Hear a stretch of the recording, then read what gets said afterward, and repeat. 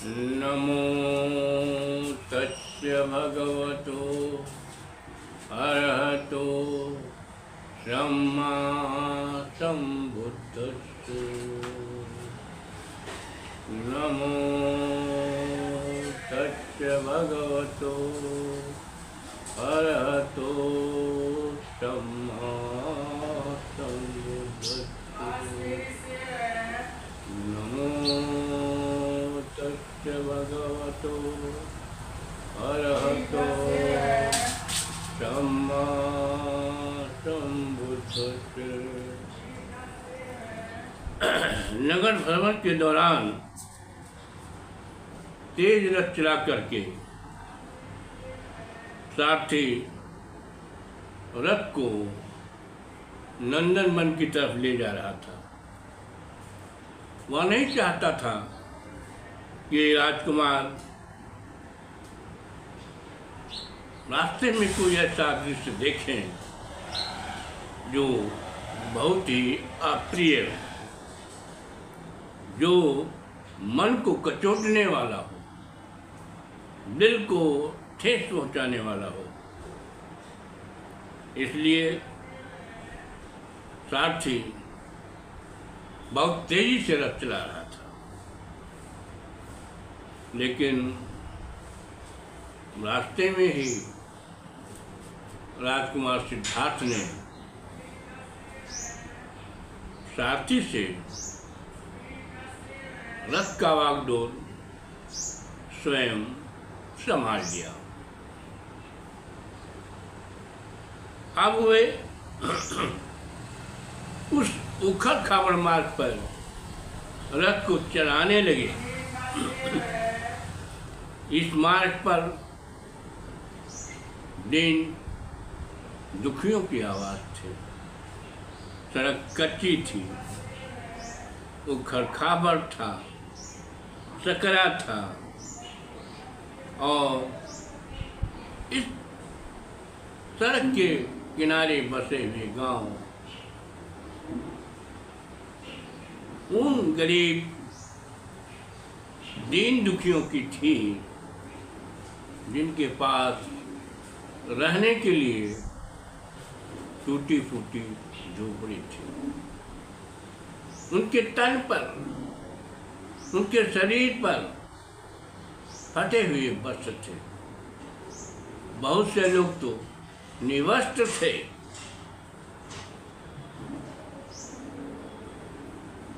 उनका शरीर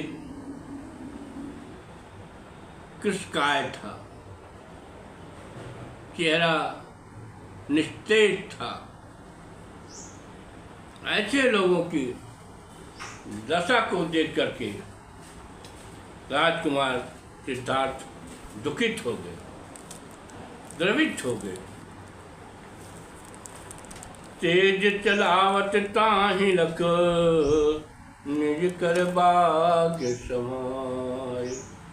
मंथर वेग बढ़ाय रथ चले राजपथ छोड़। छंदक सारथी को तेजी से रथ चलाते हुए देखकर राजकुमार ने घोड़ों की बागडोर अपने हाथों में ले लिया।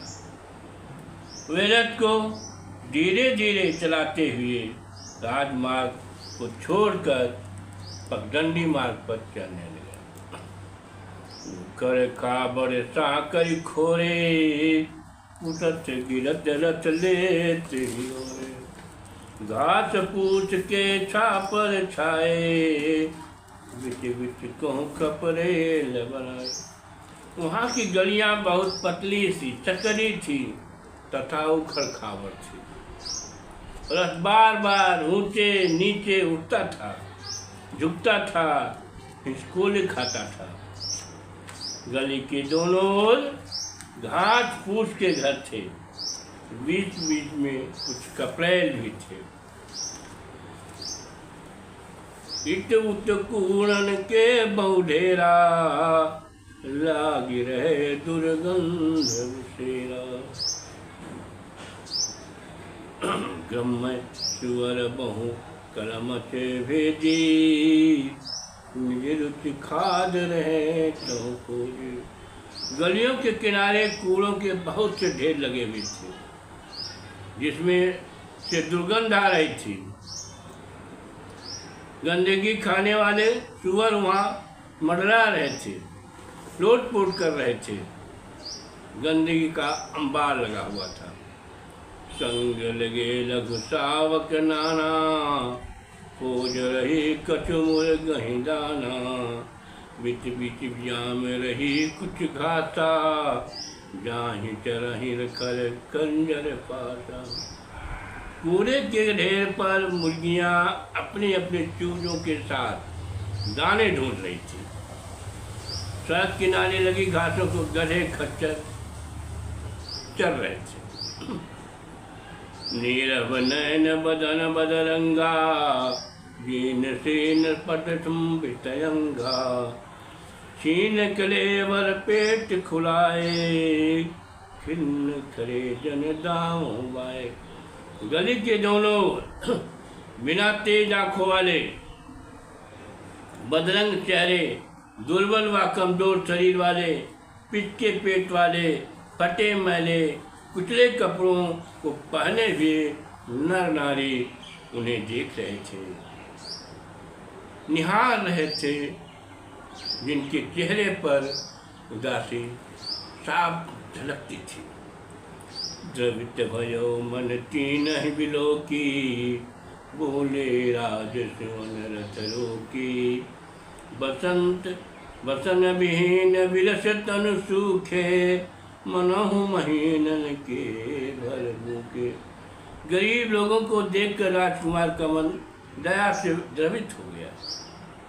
वे अपना रथ रोककर सारथी से बोले, हे कथक, बताओ ये लोग कौन हैं? ऐसी गरीबता के अभाव में क्यों जी रहे हैं? हे करुणेश निवेदस सूता, नीच निपटिए अधम छूता। पूर्व जान अमित यद कीन्हे, अंत योज जन्म विधि। साथी ने कहा, हे कड़वा के सागर, ये अत्यंत नीच गरीब अछूत लोग हैं। पूर्व जन्मों में इन्होंने बहुत पाप कर्म किए थे, इसलिए विधाता ने, प्रकृति ने इन्हें शुद्ध जोन में पैदा किया है। दीनहीन सुख साधन सुने, निर्कृत कर्म सहाय सुख दूने। बोले व्यग्र कहूँ सत भाए, पूरब जन्म किते न पाए। ये लोग बहुत गरीब व दीनहीन हैं। ये लोग सुख के सभी साधनों से वंचित हैं, अपने पूर्व जन्म के कर्मों को भोग रहे हैं।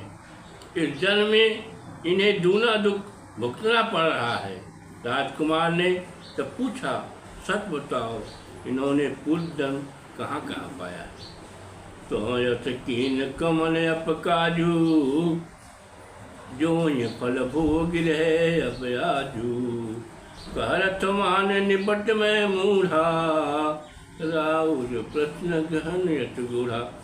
वहाँ पर इन्होंने कौन से ऐसे अपकर्म या अकुशल कर्म किए थे, जिसका फल आज ये भोग रहे हैं? तब साथी ने कहा, हे राजकुमार, मैं तो मूर्ख हूँ।